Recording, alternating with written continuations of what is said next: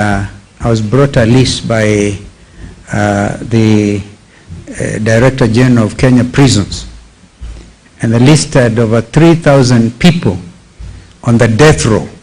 The death row ni wale wanangojea tu kunyongwa. You hang by the rope, the judge will say, hang by the rope until you are dead. Pronounced dead. Anybody who takes life other than in accordance with the law is actually committing a crime themselves. But I can tell you, Mzee Kibaki and I looked at that list, and we said, nobody has the right to take anybody else's life. Even Mzee Kibaki, who could have signed, decided to commute those sentences to life in prison. What we need to do, our legislators, is you now have to define what is the meaning of life in prison. What is the meaning of life imprisonment?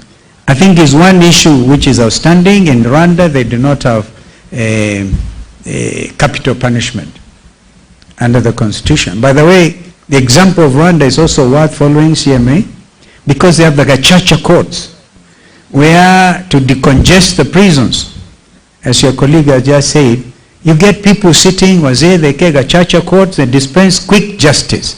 Those who have to forgive each other, forgive, they embrace, they cry together, and the society gets healed. Here in Kenya, it is punishment after punishment, breaking people's nerves and hearts.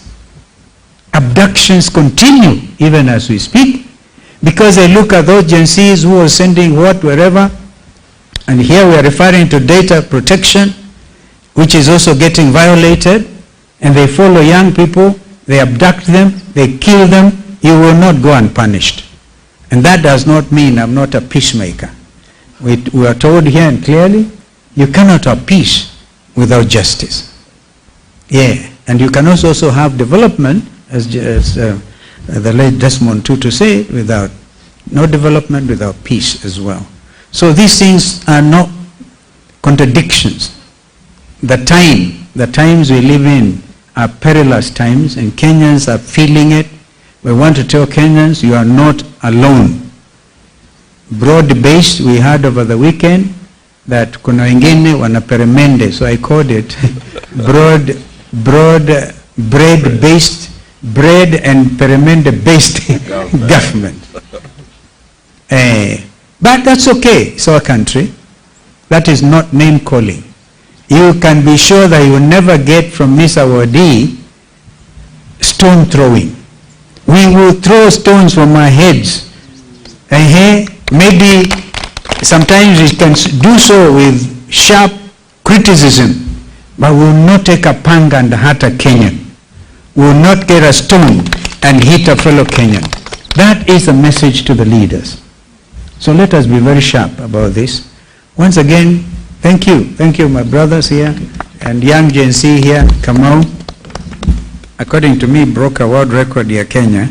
He drove from here to Luanda and drove back on Saturday. Young man driving himself. They have energy also, and they talk like Anifa. They don't follow any protocol. I just tell you, as for sure, we are not the type to walk out of a challenge. We face it head on. There will be need for, in order to consolidate opposition in Kenya, we will work with everybody. But if others walk out, of course we can't. Our sister Mother Karua, for example, walked out. She gave notice. I don't think that the DAP has given notice, or Wiper, or Jubilee. No. So, Chris, just report that nobody is walking out from this side, and the ones who have given notice, and because we believe it is good. It is good. Well, we talk to everybody going forward. Yeah, we will talk to everybody so that we build a strong coalition. So when you talk about strengthening, actually, I think what I can tell you, a time is coming when